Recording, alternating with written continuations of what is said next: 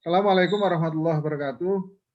Waalaikumsalam warahmatullahi Bapak wabarakatuh. Ibu, calon pengawas dari Kabupaten Pati yang saya hormati, Pak Susilo, Bu Suharti, Pak Suharto, dan Pak Samsuri. Alhamdulillah kita panjatkan puji syukur kehadirat Allah SWT Tuhan Yang Maha Esa yang berkenan pada kesempatan ini mempertemukan kita.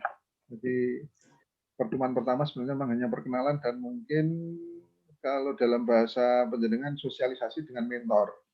Nah, kami nanti butuh masukan dulu dari Bapak Ibu semua kegiatan-kegiatan selama OJT 1. OJT 1 sebenarnya kan ada pertemuan 1 hari oleh pengajar, disampaikan beberapa kegiatan yang harus dilakukan selama OJT 1 itu.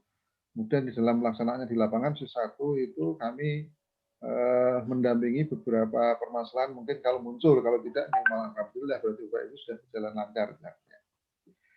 Sehingga kali ini kami lebih fokus pada kegiatan yang mungkin sudah dilakukan oleh Bapak Ibu. Mestinya kan di OJT 1 itu sudah dilaksanakan mulai tanggal 20. Betul Pak Gis? Di jadwal OJT 1 tanggal 20. Ya. Tanggal 20 sampai tanggal 25 ini berarti ada waktu 6 hari. 6 hari inilah Bapak Ibu selama di lapangan OJT 1 mestinya di kegiatan yang dilakukan magangnya di sekolah asal. Kalau Bu Suharti berarti di SMP 1 Pati, Pak Susilo di SMP 2 Gunung Unggal, Pak Swidarto di SMP Pak Kayen. Satu Kayen, Pak. Satu Kayen, dan Pak Samsuri di SMP 2 nih. 6 Pati. Oh, 6 Pati. 6. Nah, selama di dalam pelaksanaan magang di sekolah asal, beberapa kegiatan yang dilakukan mestinya sudah dilaksanakan. Yang pertama pasti mengamati, observasi dari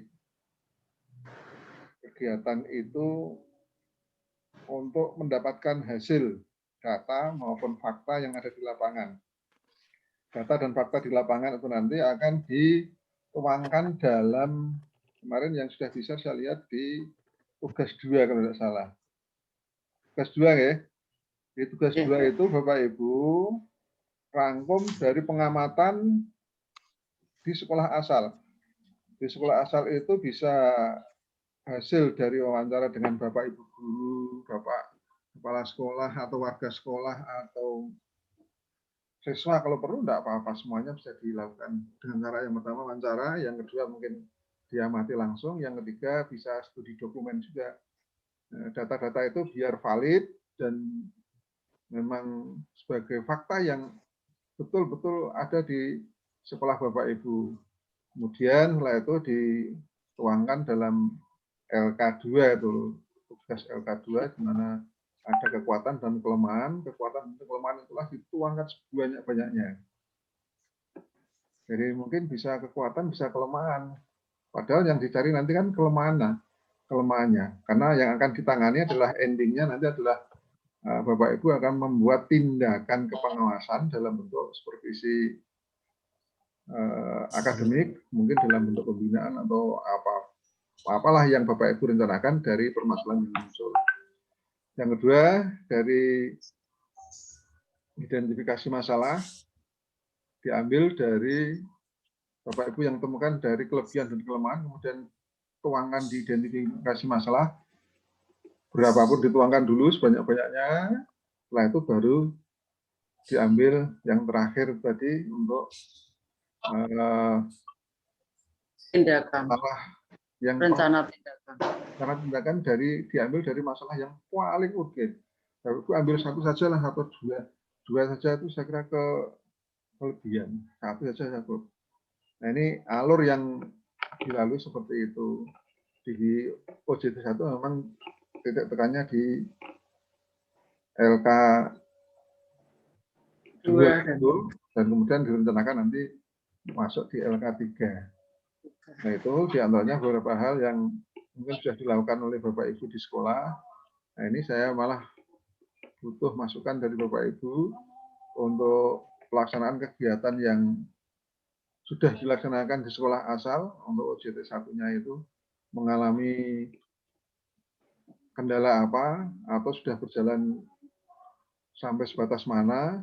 Ini kami butuh informasi, nanti barangkali akan kami sampaikan kalau ada teman-teman yang perlu kita bantu bersama. Dari Tepang, saya dari Kabupaten Semarang, Pak Silo, Pak Sri dan Buar. Saya pengawas SMP dari Kabupaten Semarang, tapi rumah saya Salatiga. Tapi kalau asli saya dari daerah Demak, Gajah. Jadi insya Allah kalau daerah pesisir kami paham betul untuk sana. Tapi belum, kalau Padinya belum begitu paham. Mungkin Pak Susilo, kami beri waktu dulu untuk menyampaikan beberapa hal yang telah dilakukan. Ada beberapa masalah atau tidak, nanti kami bisa sambung lagi sebelum kami mendengar apa yang telah disampaikan Bapak Ibu. Mungkin kami belum bisa memberikan beberapa masukan. Kami berikan waktu sementara dulu untuk Pak Susilo mungkin. Monggo Pak Susilo. Untuk untuk Pak, OJL yang kedua ya Pak. OJL yang kedua saya ambilkan dari dokumen sekolah, yaitu dari rapot mutu Pak. Rapot mutu, kelebihannya dan kelemahannya. Saya tulis berdasarkan rapot mutu. Rapot mutu saya ambilkan yang terbaru saja Pak, atau boleh tahun sebelum terbaru Pak. Kan tahun 20 atau Pak Silo. Tahun 20 atau halo. Sebaiknya kalau data yang akan kita tangani ya yang terbaru, karena nanti yang ditangani ini kan yang terbaru juga. Kalau data yang sudah lama kan berarti mereka sudah mungkin keadaannya siswanya mungkin sudah lulus gitu. Mungkin sudah lulus. Tapi kalau siswa yang terbaru sekarang, permasalahan yang muncul sekarang, nah itu saja yang diambil. Diambil dari rapat mutu boleh Bapak, dari situ, karena memang kalau kita melakukan observasi di saat-saat sekarang, yakin mengalami kesulitan. Terutama siswa apalagi masih masa pandemi dan siswa sebagian besar masih melaksanakan proses pembelajaran dari rumah. Monggo data dokumen, studi dokumen bisa diambil dari rapot mutu juga bisa, mungkin dari data sekolah, file-file di sekolah juga bisa. Yang tersedia di sekolah bagaimana lah. Yang penting itu memang data real. Nah, yang perlu dicermati Pak Susilo, untuk data rapot mutu itu juga kadang-kadang menurut di cross check lagi. Ada juga rapat mutu itu yang isinya operator juga kurang valid, hanya asal isi, yang penting target waktu. Apalagi kalau dioyak-oyak tanggal sekian sudah harus selesai, mereka ngisinya kadang-kadang asal-asalan. Nah ini di cross check lagi. Mungkin datanya. Yang kedua Pak. Oke, monggo. Kalau yang masih tugas 2 OJT 1 Pak.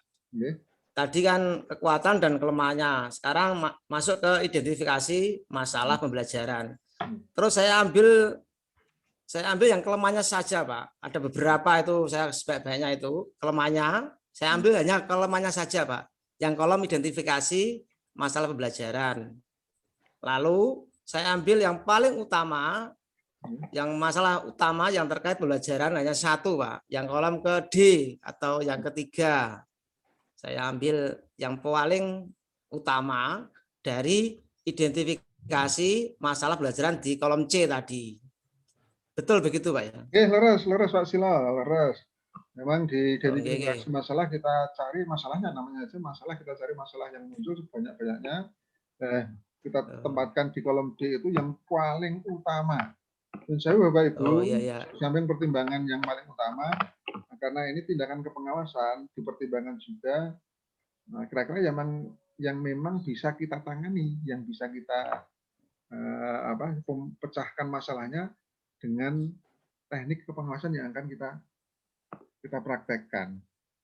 Jadi ya sementara waktu Bapak Ibu idealis ya, tapi diukur juga kemampuan kita untuk memberikan tindakan itu nanti yang bisa kita sampaikan. Dan nanti kalau sudah profesional akan berjalan dengan sendirinya. Tapi sementara ini kan mengacu pada langkah-langkah dan prosedur yang memang sampai pada masalah utama yang bisa kita tangani. Dan nanti berikutnya akan berjalan sambil mengikuti perkembangan, insya Allah Bapak Ibu akan semakin mahir begitu. Mungkin untuk kekuatan Pak ya, untuk kekuatan itu diambil paling minimal berapa? 3 atau Pak? 3 tidak atau ada berapa? ketentuan Bapak Ibu, tidak ada ketentuan, jadi Oh, bebas banyak-banyaknya. Kalau menemukan bebas. kekuatan banyak-banyak juga bagus. Menemukan Oh, menemukan yang lebih banyak juga tidak masalah. Jadi kan memang kelemahannya juga pertama banyak itu kita akan menggali sebanyak mungkin apa yang ada di sekolah, kondisi real memang yang harus kita temukan, baik di kekuatan maupun kelemahan. Jadi jangan sampai melakukan tindakan tapi datanya tidak real, di lapangan malah tidak sesuai dengan kondisi yang sebenarnya. Nonton Mbak, mungkin yang monggo. Untuk yang terakhir Pak ya, yang masalah utama nanti itu yang akan dibuat untuk langkah selanjutnya Pak ya, untuk PTS ya. Yang masalah utama yang kolom D itu nanti yang diatasi untuk kegiatan IST dan selanjutnya gitu. Bapak Ibu, untuk posisi 1 Bapak Ibu sampai pada menentukan masalah utama. Masalah utama nanti dituangkan di breakdown lagi di tugas 3 ya. Nanti di sana ada langkah-langkah dan seterusnya. Nah, itu nanti akan dibawa di IST lah. Di IST itulah mungkin akan dibodoh oleh pengajar apa yang perlu dikerjakan oleh Bapak Ibu. Tadinya Bapak Ibu nanti akan diarahkan nanti materi itulah nanti akan disampaikan di sana biasanya, terus tindakan itu tepat atau tidak nanti akan dikaji di sana. Nah, sementara ini Bapak Ibu buat dulu.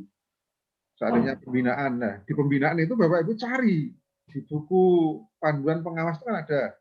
Seandainya pembinaan, tindakan dalam pembinaan apa? Jangan sampai keliru. Kemarin ada yang pendampingan saya di kabupaten yang lain pembinaan tapi tindakannya IHT itu tidak masuk dalam kategori pembinaan. Kalau IHT nanti masuknya dalam BIMLAT. Nah, tolong di cross check, dicari linearnya dengan tindakan kepengawasan yang ada di buku panduan itu. Dari tugas pengawas itu kan utamanya yang pertama pembinaan,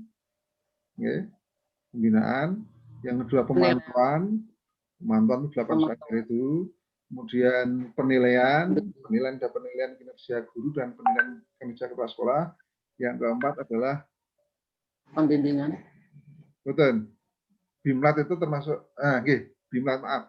Pembimbingan dan pelatihan BIMLAT itu. Nah, tugas utama kita kan 4 ini. Dan nanti akan bergabung menjadi banyak. Nah, sementara ini yang kami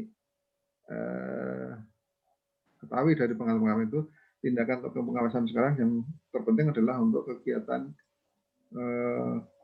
supervisi akademik dulu, manajerialnya nanti. Karena sekarang memang yang lebih utama itu kalau manajerial itu mudah sih belajar Pak, tapi untuk peningkatan mutu pendidikan itu kan titik sasaran kita adalah pada siswa, yaitu pada supervisi akademik yang terpenting. Sementara itu Pak Silo, mungkin yang lain dulu. Ya. Yang lain, berarti. Yang lain Pak, terima kasih Pak ya. Terima kasih. Berarti ada mau tanya Pak. Bu Artati dulu Pak Sam. Terima kasih. Agak telat masuk karena tadi laptopnya mengalami gangguan. Baru saja juga. Bu Har. Ini ingin menanyakan untuk tugas 2. Bu Har dulu Pak Sam. Giliran biar Bu Hartati dulu. Nanti biar kita beri waktu sebentar. Bu Har, monggo, Bu Har. Terima kasih. Untuk mengungkap identifikasi masalah itu kan kita bisa menggunakan data. Di antaranya data yang saya gunakan itu rapat mutu. Nah, konsep di rapat mutu itu kan ada beberapa standar, Pak. Nah, untuk mengisi kekuatan dan kekurangan atau kelemahan itu konsentrasi kita khusus di standar proses atau boleh ke standar yang lain, Pak? Boleh di standar yang lain, Bapak Ibu. Boleh standar yang lain. Semua standar 1 sampai 8 kan muaranya kepada peningkatan mutu pendidikan juga. Kelemahan-kelemahan itu pasti saling mempengaruhi, pasti tidak mungkin tidak. Hanya saja nanti di masalah, dan masalah utama yang Bapak Ibu akan tangani khusus masalah peningkatan pembelajaran. Masalah utama di pembelajaran itu apa? Sehingga endingnya nanti well-being. Nah, well-being ya. Mungkin well-being itu diarahkan agar siswa itu nanti dalam pembelajaran itu menjadi bahagia. Bahagia dalam arti belajar tapi tidak ada rasa tertekan. Belajar dengan kemauan yang senang dan sebagainya. Nah, endingnya nanti di situ. Bapak Ibu, kalau masalah kan bisa muncul dari berbagai macam sudut.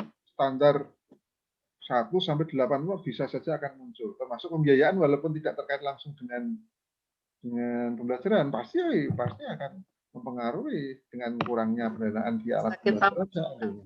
Pasti akan mempengaruhi itu. Hanya saja nanti tolong dibatasi untuk masalah utamanya di masalah pembelajaran untuk meningkatkan kinerja pembelajaran itu tadi, meningkatkan profesionalisme guru dalam pembelajaran. Yang ditangani Bapak Ibu ini nanti guru, tapi kan efeknya yang diharapkan itu siswa yang menikmati, yang bisa meningkat apanya kompetensinya atau apanya itu kan siswa. Tapi yang Bapak Ibu bisa tangani kan Bapak Ibu guru dan kepala sekolah.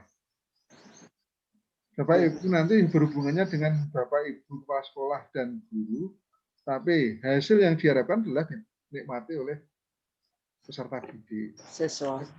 Jadi masalah utamanya itu menukik pada permasalahan yang dihadapi oleh peserta didik. Kenapa? Seandainya prestasinya kok tidak naik atau menurun, disebabkan oleh apa? Yang ditangani gurunya. Gurunya ini ditangani.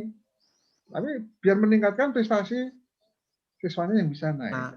Yang menikmati hasilnya siswa, tapi yang digarap oleh Bapak Ibu itu sendiri guru dan kepala sekolah. Sementara nanti buar, jadi datanya dari raport mutu bisa, tapi sementara ini memang yang banyak digunakan raport mutu. Tapi tidak menutup kemungkinan sebenarnya pengamatan langsung. Tapi saya yakin bahwa Bapak Ibu kalau di sekolah asal pasti akan mengetahui lebih detail karena setiap hari berada di situ. Seandainya tidak ada data pun bisa ngerti permasalahan bocah kening ini. Tapi itu kan menurut angan-angan Bapak Ibu semua. Tapi tuangkan dalam bentuk data otentik. Jadi berbasis data dan berbasis fakta. Jangan hanya angan-angan saja lah. Ini yang diharapkan seperti itu. Pak Sri, mungkin ada masukan Pak Sri? Oh iya Pak. Ini untuk kaitannya dengan konteks kita ini karena pandemi COVID-19, apakah di dalam kegiatan kita ini dipusatkan atau dititik beratkan pada masa pandemi COVID-19 ini, Pak. Di dalam kaitannya dengan peningkatan mutu ada beberapa kelemahan yang tentu di dalam kegiatan pembelajaran, terutama standar pengelolaan untuk SIM, sistem informasi terkait dengan interaksi dan komunikasi dengan siswa. Nah ini apakah nanti ini bisa digunakan mungkin dengan teaching klinik atau learning klinik Pak? Karena di sekolah kami ini ada 3 hal permasalahan. Yang pertama kaitannya dengan pengelolaan untuk sarana prasarana, khususnya yang ada kaitannya dengan sarana untuk interaksi, Pak. Jadi komunikasi, karena di tempat kami banyak siswa-siswa yang karena lokasinya ada yang di daerah pegunungan sehingga mengalami kesulitan, sehingga perlu adanya sistem informasi manajemen, karena juga ada keterbatasan daripada peralatan dan perlengkapan yang dibutuhkan dalam kegiatan pembelajaran di era pandemi COVID-19 ini. Kemudian yang kedua kaitannya dengan guru-guru, ini masih banyak yang belum menggunakan model-model pembelajaran. Contohnya mungkin kalau IPS mungkin belum banyak menggunakan kombinasi antara model pembelajaran video, gambar, dan miniatur, atau mungkin Gamfitmin. Itu pernah saya lakukan untuk kaitannya dengan PTK, Pak. Jadi untuk kaitannya dengan penggunaan model pembelajaran apa lagi pada masa pandemi COVID-19. Sehingga supaya guru-guru nanti bisa menggunakan yang pertama tadi kaitannya dengan SIM, Sistem Informasi Manajemen Pembelajaran ini, yaitu dengan adanya nanti teaching clinic, yaitu adanya sebuah teaching clinic yang untuk membantu guru-guru yang mengalami kesulitan di dalam melaksanakan kinerja pembelajaran. Mungkin dalam pemanfaatan IT, karena semua, mohon maaf Bapak dan Ibu guru menguasai, karena yang mungkin yang sepuh-sepuh ini, ya mungkin gaptek Pak, artinya seperti saya sendiri ini juga di dalam kaitannya dengan teknologi, informasi, dan komunikasi juga masih mengalami kekurangan, sehingga perlu adanya teaching clinic bagi guru untuk meningkatkan kemampuan di dalam menguasai berbagai macam kinerja pembelajaran, mungkin dalam pertama penyusunan rencana pembelajaran yang sesuai dengan pandemi COVID-19, yang kedua yaitu kaitannya dengan pemanfaatan media pembelajaran, yang ketiga membuat media pembelajaran yang cocok untuk siswa. Ini terkait dengan teaching clinic. Kemudian untuk siswa, Pak, ini karena ada kesulitan siswa di dalam melaksanakan interaksi komunikasi, maka perlu adanya learning clinic, yaitu klinik pembelajaran bagi siswa.